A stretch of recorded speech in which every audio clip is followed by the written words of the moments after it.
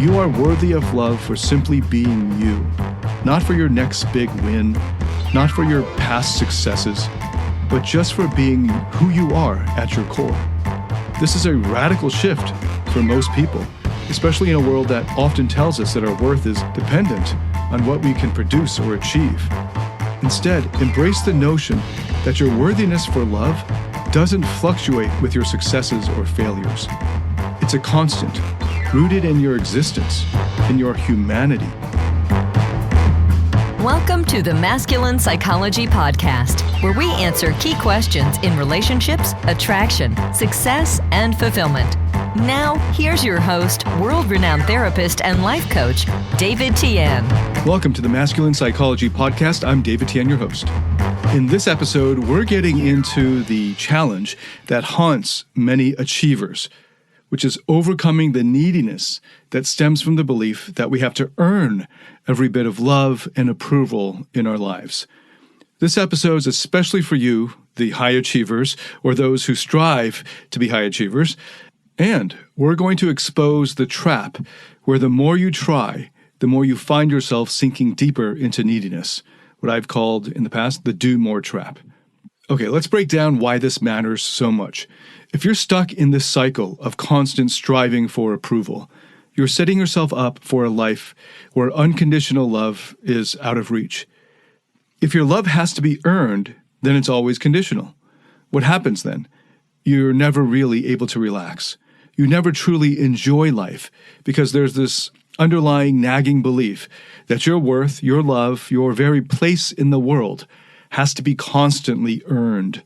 This relentless drive doesn't just stop with you, it spills over, affecting every relationship you have, friendships, intimate relationships, relationships with your children. They all suffer because you're never really open to just receiving love without conditions, because that's not the way that you interact with yourself. You can't love yourself without conditions. Therefore, you're not present with others. You're too busy trying to prove your worth again and again, scared that if you stop, the love and approval will stop too. But what if you could step out of this need to perpetually do more, to earn your self-worth? What if you could just be, and that was enough? That's what we're exploring today. How do you get there? How do you shift from earning to deserving, from seeking approval to affirming your own worth from within? This shift is crucial because as long as you're caught in the trap of earning love, you're missing out on the rich, fulfilling relationships that come from just being genuinely present, secure in your worth from just being. When you're always in the mode of proving yourself, even unconsciously, you can't truly connect with others or with yourself. And people who are mature sense that. They feel the barrier that you unconsciously or consciously put up, the one you think you need to maintain to keep them loving you, approving of you, liking you. But what if you could be worthy of love just for who you are, not for what you do? That's the freedom that we're aiming for here. So in today's episode, we're going to dissect why high achievers tend to fall into this trap more easily and how we can begin to dismantle these patterns. We'll look into how these beliefs formed, how they affect our relationships now, and most importantly, how you can start to change or transform or shift this narrative within yourself.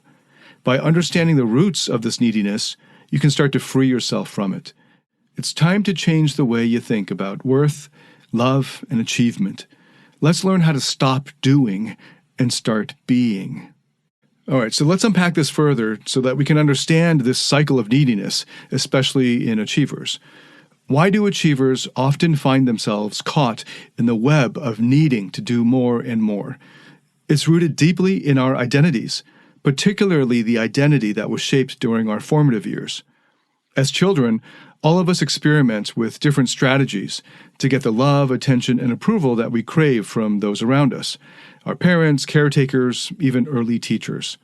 Karen Horney, a brilliant psychoanalyst and one of the pioneers of psychoanalysis, mapped out these strategies into 3 types: moving towards, moving against, and moving away from people. I like to teach this in terms of The pleaser, the rebel, and the recluse. The pleaser is the one that moves towards, the rebel moves against, and the recluse moves away from people. These aren't just random behaviors, they're survival strategies. When we were kids, we probably tried them all out, but eventually most of us settled on one as our go-to default strategy. Now, achievers tend to be a subset of the pleaser strategy, though there certainly are a minority of achievers who are doing it as a rebellion strategy. But most achievers are achieving in order to please. We figured out early on that by achieving, whether in academics, sports, or even in social settings, we could please our primary caregivers and the people that we wanted to secure love, attention, and approval from. It was effective way back then. But as we carried this strategy into adulthood, it morphs into a double-edged sword. Now, let's connect the dots to why this becomes a form of neediness. When our primary way to feel worthy and loved is tied to achieving, our sense of self-worth becomes entirely dependent on external validation. Every award, every accolade becomes a tiny hit of approval that fades fast, pushing us to seek out the next and the next. It's a relentless cycle where we're only as good as our last success. Now let's bring Karen Horney back into this conversation. She talked about neurotic needs, which are essentially irrational demands that we make on ourselves that can dominate our behavior. For many achievers, the neurotic needs for approval and affection are overwhelming. These needs drive you to constantly seek out achievements as a way to fulfill these needs. But the fulfillment is only temporary. It's never truly satisfying. Okay, let me give you an example to illustrate the point. I worked with a client, let's call him John. John was a top performer in his firm, like a real star. But he was miserable. Despite every new success, every project he aced, the satisfaction was fleeting. He was constantly anxious, always looking for the next project, the next challenge. Why? Because his worth in his eyes was tied to what he achieved, not who he was. John's story isn't unique among achievers. His behavior was a textbook case of moving towards people as a pleaser. From a very young age, he learned that his value was contingent on his performance. This realization didn't hit him until much later in life, when he noticed that despite his successes, he felt incredibly lonely and disconnected. His relationships were superficial at best, because he was never really present with them. He was always partly thinking about the next achievement. As we worked together through the therapeutic process, John began to see how his neurotic need for approval had dictated much of his life. His neediness wasn't just about needing people to like him, it was deeper. He needed them to admire him, to see him as a success, and this need drove him to push harder and achieve more, but at the cost of his own emotional well-being. Now, let's talk about how this dependency on external validation plays out in everyday life. Achievers like John often find that their relationships start to suffer. Why? Because when you're constantly seeking validation, you're not fully engaging or connecting with others.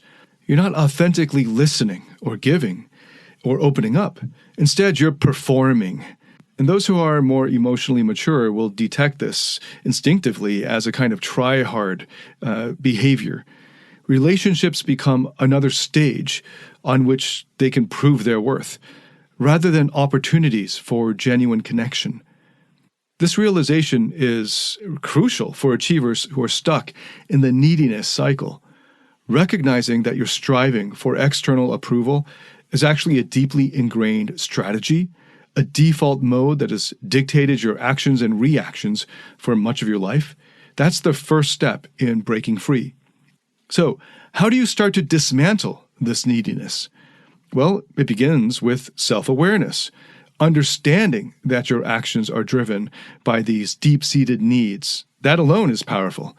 It allows you to start questioning whether this constant striving for approval and admiration is actually serving you. Is it making you happy? Is it allowing you to form meaningful connections? Or is it keeping you trapped in a cycle of temporary highs followed by inevitable lows? For many achievers, acknowledging these patterns is both liberating and daunting. Liberating because it explains so much of their internal turmoil. Daunting because changing these patterns requires real, often challenging work. But it's necessary work if you want to move from a life of conditional achievement to one of unconditional self-worth and love. In moving forward, the goal for any achiever listening to this is to start reevaluating your relationship with achievement. Instead of viewing achievement as the source of your worth, begin to see them as expressions of your skills and passions. This shift in perspective is subtle but profound. It means you no longer perform for approval. You achieve because it's a true reflection of your interests and values and passions. This process is a journey. It's not overnight. It involves peeling back layers of long-standing behaviors and beliefs.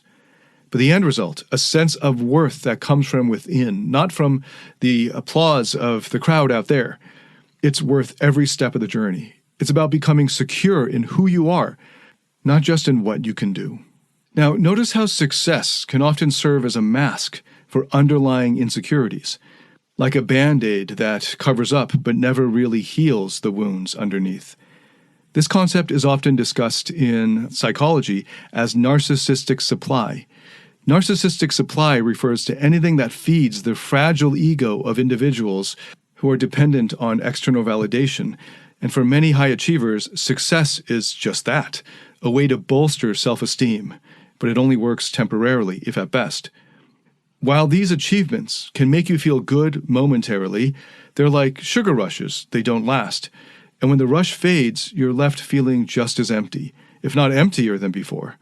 This is because continuous achievements act as a distraction. They keep you busy, so busy, in fact, that you don't have time to sit with and truly understand what's going on inside you, your emotional states, the thoughts and feelings that you're suppressing and eventually repressing. Instead of confronting and dealing with your insecurities, you're out there chasing the next big success, hoping that it will finally fill that void inside. Okay, let's contrast two types of achievers: those who have recognized the emptiness of their achievements, and those who are still caught up in the cycle of seeking validation through success. The ones who recognize the emptiness understand that no amount of external accolades can bring genuine self-worth or happiness. They've begun the hard work of looking inward, identifying their insecurities, and addressing them directly. This not only leads to a healthier self-image, but also enriches their personal and romantic relationships. They're able to be more present, more authentic, and more connected with others because they're no longer preoccupied with proving themselves. On the other hand, achievers who haven't yet recognized this emptiness continue to chase success after success. They might seem to have it all on the outside, but inside, they often struggle with feelings of inadequacy and dissatisfaction. In their personal lives, this can lead to relationships that are superficial or strained. Since they're constantly seeking approval and validation, they can't offer the emotional depth and stability that strong relationships require. In the end, achievers are among the loneliest people in the world, but they're often so distracted that they don't notice their underlying desperate loneliness and alienation. Let me tell you about another client. Let's call him Edward. Edward was a high-flying executive, always on the move, always ticking off the next goal on his list.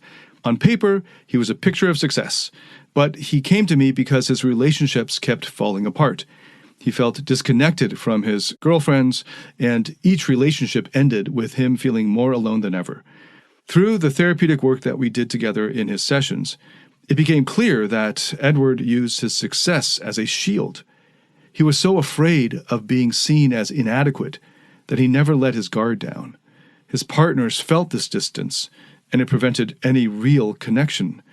And it took us a really long time to get through that shield, or to win the trust of his protective parts so that they could put down their shields. Working together, Edward began to realize that his relentless pursuit of success was a way to avoid facing his deeper fears and underlying insecurities. This realization was really tough for him. It meant dismantling the very identity that he had built and celebrated for most of his life. But it also opened a path to a more authentic, fulfilling life. And slowly, Edward started to step back from his unending chase for achievement. He began to explore his true interests, things that brought him joy rather than just accolades or approval. This shift, of course, didn't happen overnight, but it made all the difference in how he related to others and how he felt about himself and his whole experience of life. For achievers listening, take a moment to reflect on this. How much of your pursuit of success is genuinely about your passions, and how much is about proving something, either to yourself or to others? It's a key question because the answer will determine the quality of your life and your relationships. If you find that your drive for success is more about masking insecurities or compensating for them, consider what might happen if you started to address those insecurities directly. What if you allowed yourself to have the courage to be open and vulnerable, to acknowledge your fears and self-doubt to yourself first, and maybe with a trusted friend or professional, without rushing to cover them up with some other achievement or distraction? This process is not easy, yes, but it is required for a truly fulfilling life. Achievement can be fulfilling, but only when it stems from a genuine interest and passion, not from a desperate need for external validation. For those who make this shift, life becomes richer, of course. You start to enjoy relationships that are built on real connections, not transactional relationships. You engage with the world more authentically, and ironically, you often find that achievement comes with greater ease and less anxiety. Remember that uncovering and addressing your insecurities doesn't mean that you stop striving or accomplishing. It simply means you strive from a place of wholeness and self-understanding and flow, rather than emptiness and fear. It's about transforming the foundation from which you operate, which makes all the difference in your emotional well-being and the quality of your connections. This isn't just about achieving less. It's about living more. No matter their physical strength, for many men, emotions are too much for them to handle. It's why they can't give women the deeper levels of emotional intimacy and connection that they crave. It's why they fail to be the man that modern women desire most. A man with inner strength. A man who has mastered his emotions.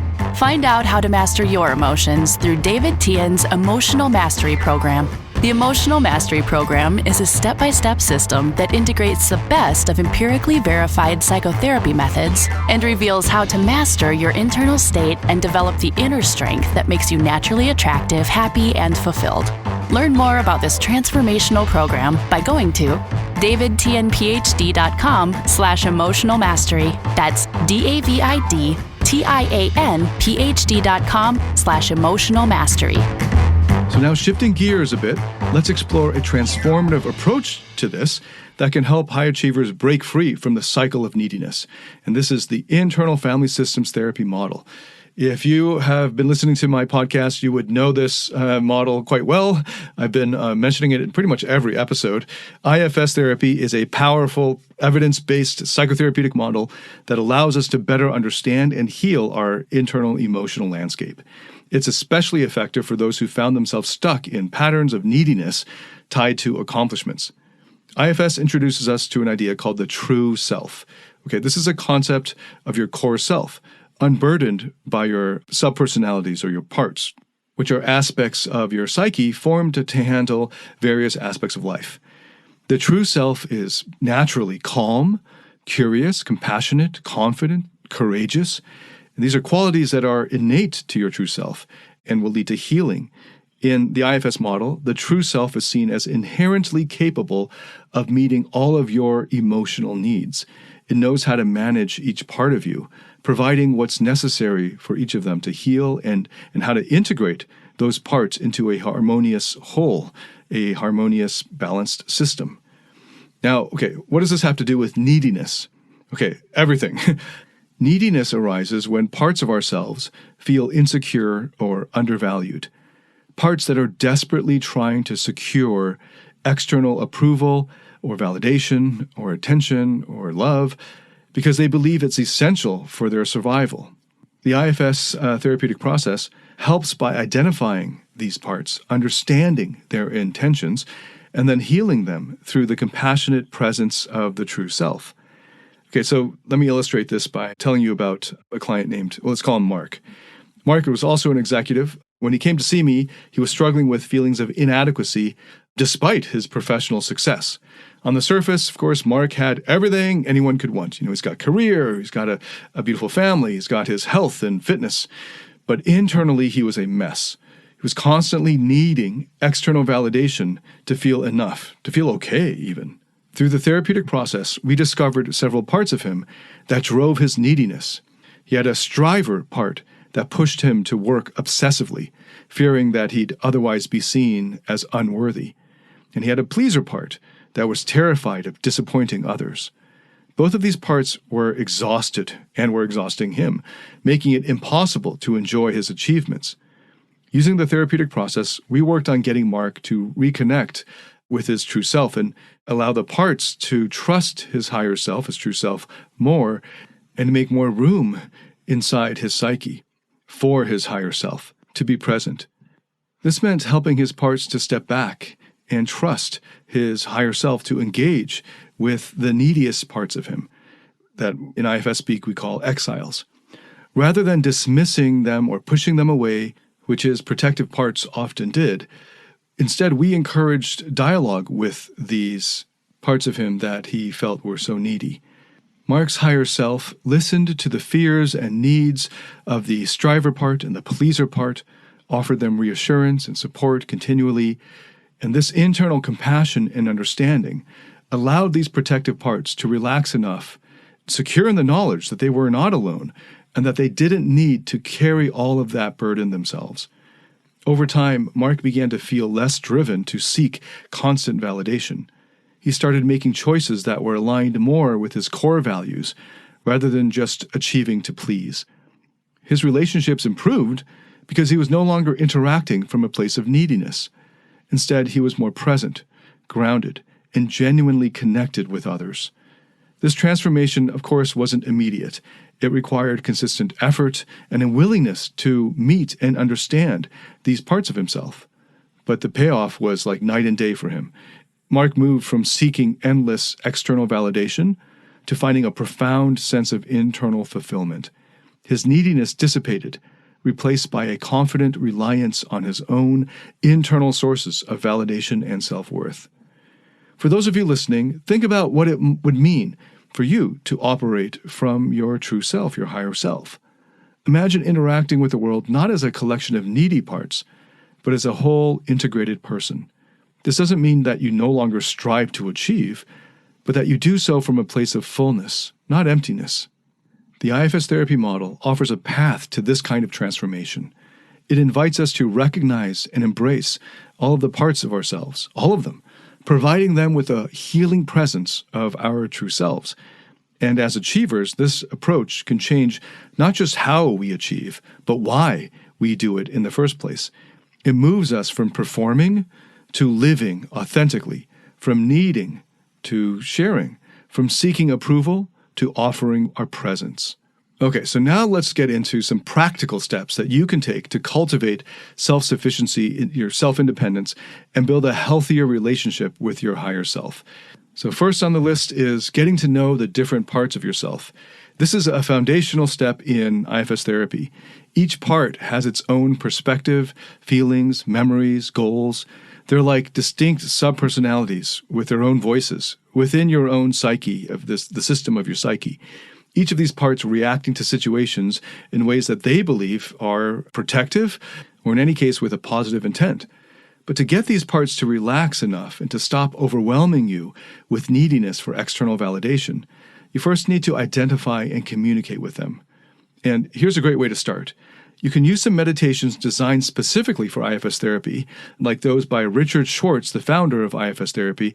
Richard, his last name is Schwartz, S-C-H-W-A-R-T-Z.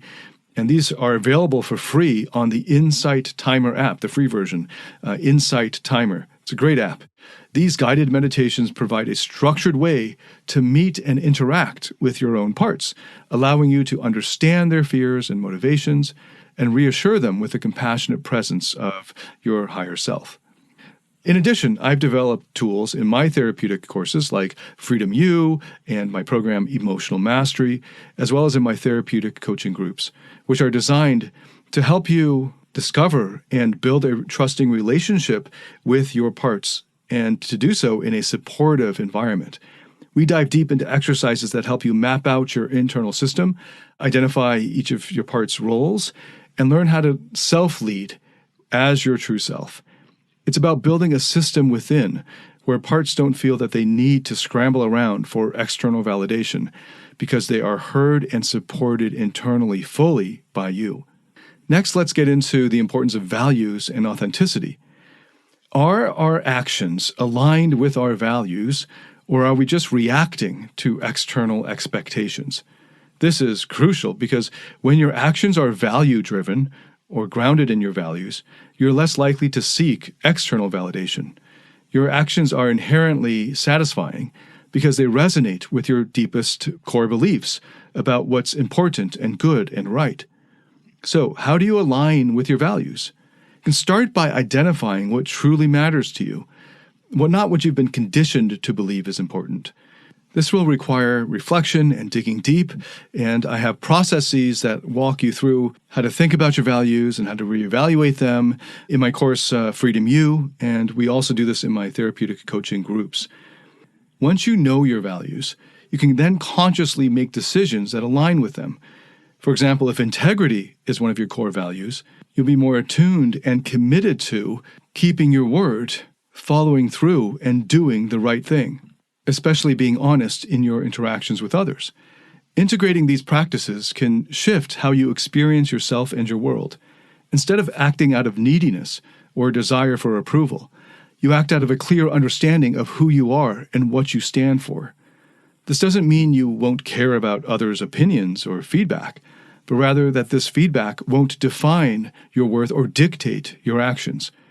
The more that you practice communicating internally with your parts and living according to your values, the more natural it will become. Over time, you'll find that the need for external validation diminishes so that you hardly feel it. And instead, you'll start feeling more grounded, more confident, not because the world sees you as successful, but because you're true to yourself, living authentically according to what truly matters to you. And this gives you real freedom. Freedom from the exhausting chase for approval. Freedom to be who you really are, and freedom to connect with others authentically. And finally, let's address the elephant in the room, the challenges that you might face as you begin this journey of self-transformation. And for many achievers, this transition can stir up some deep-seated fears. Common among these is the fear of losing your identity. Like, who are you if not the achiever, the success story, the go-getter? There's also the daunting fear of not being good enough without your laundry list of accomplishments. And then there's the common fear that if you feel worthy through just being and not having to do, then you'll lose your edge somehow and no longer achieve anything. And you'll just be a complete bum and eventually homeless on the streets. These fears are not only natural, but expected for achievers. Navigating these fears starts with understanding that your identity is not solely built on what you achieve, but on who you are, your values, your passions, your relationships. It's about broadening the understanding of what defines you, of who you are beyond the narrow confines of success and failure and accomplishment.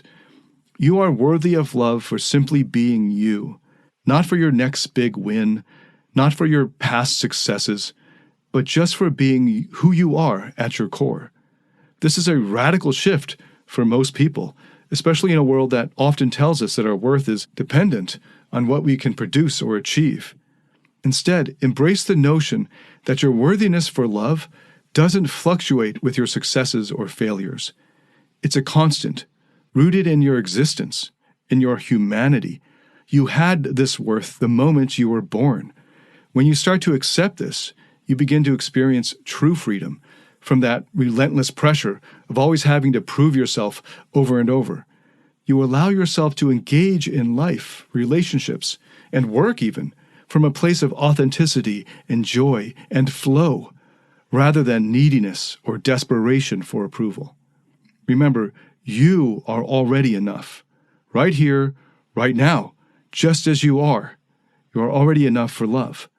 Let that sink in. Let it land, take it in, and let it guide you toward a life of true fulfillment and genuine self-acceptance. And of course, knowing what to do and actually doing it are, of course, two different things. The process of change is often slow and requires a heap of self-compassion and patience and persistence. It's okay to feel uncomfortable. It's normal to have days where you doubt the process. What's important is to keep going, even if it's just a small step each day. One practical strategy is to practice mindfulness. This helps you stay rooted in the present moment and reduces the tendency to over-identify with your achievements or the anxiety about future successes or failures. Mindfulness encourages you to experience life as it is, without the constant pressure to perform or prove yourself. Another strategy is to keep a journal. Documenting your thoughts and feelings as you navigate this journey can provide deep insights, transformational insights, into your progress and challenges. It helps to reflect on these entries over time to see how your mindset has shifted and to remind yourself of the growth that you're experiencing, even if it feels very gradual. And finally, don't hesitate to seek professional support, whether it's through therapy, coaching groups, or even conversations with trusted friends. Having a support system and community can provide encouragement and perspective as you work through these challenges and help you to sustain your persistence and perseverance through the process. Remember, the goal here is not to completely discard the part of you that strives and achieves. That is a beautiful part. Those are beautiful parts, and they've accomplished so much and have probably given you a more comfortable life than you would have otherwise had. So, lots of appreciation to our striving and achieving parts. But now they're probably really exhausted. And maybe long ago, when they first started doing their jobs, they might have enjoyed parts of that. But if you're an adult striver or achiever, those parts of you are probably pretty exhausted and tired of those jobs right now, but they don't know any other way out. So now it's your job to build a trusting relationship with them so that they can lay down their armor, their shields, their weapons, and actually have a rest and enjoy life. This is not about becoming less ambitious, but about becoming ambitious for the right reasons, reasons that fulfill you deeply and sustainably. So as we close out this episode, let's recap the major points so far. We started by exploring why achievers often fall into the trap of neediness, recognizing that this behavior is deeply linked to their identity as pleasers. This is a strategy developed early in life in order to secure necessary love and approval. We dove into Karen Horney's concepts and discussed how achieving can become an unconscious default mode to secure attention and affection, and that is now, as an adult, a maladaptive. We then discussed how success often acts as a temporary mask for insecurities, a concept often referred to as narcissistic supply. We contrasted the experiences of achievers who recognize the emptiness in mere achievements with those who don't yet, highlighting the impact on their personal and romantic relationships. And from there, we introduced IFS therapy, emphasizing how it helps identify and interact with our different parts of ourselves, and that this approach, alongside the understanding of one's true self or higher self, shifts the reliance from external validation to internal fulfillment. We also talked about practical steps to cultivate self-sufficiency, drawing on psychotherapy, IFS, and deeper insights about living authentically according to our personal values rather than external expectations. Okay, so to bring it all home, let's consider the case of a client. Let's call him Larry. He was a former client who epitomized the high-achieving pleaser. Larry's career as a corporate lawyer was studded with accolades, but his personal life was a string of unfulfilling relationships and a pervasive sense of never being good enough. Through our work together, Larry engaged with IFS therapy and learned to identify and soothe the parts of himself that were stuck in old patterns of neediness for approval. He also began to realign his actions with his new core values, such as compassion and integrity, instead of external approval. This journey, of course, wasn't easy for Larry, but it was transformative. He moved from external validation to finding a robust sense of self-worth from within.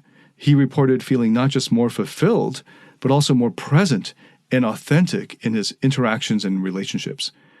So if you take anything away from today, let it be this. You are worthy of love just for who you are, not just for what you can do or achieve. This fundamental shift in perspective is not just about feeling better. It's about fundamentally changing how you see yourself and how you interact with the world and with yourself. Thank you so much for listening. If you like this, hit a like or follow or subscribe on whatever platform you're listening to this on. If you would like to be a guest on the podcast and work together for a session, send a message with your background info to support@auratransformation.org and let us know what issues you'd like to work on. This is a limited time offer. I don't know how much longer I can keep taking in guest offers. We're currently trying to work out time zones and all that to schedule these appointments. So currently the window is open. So send a message to support@auratransformation.org if you're interested. If this has helped you in any way, please share it with anyone else that you think could benefit from it. Thank you so much for listening. I look forward to welcoming you to the next episode. Until then, David Tian signing out.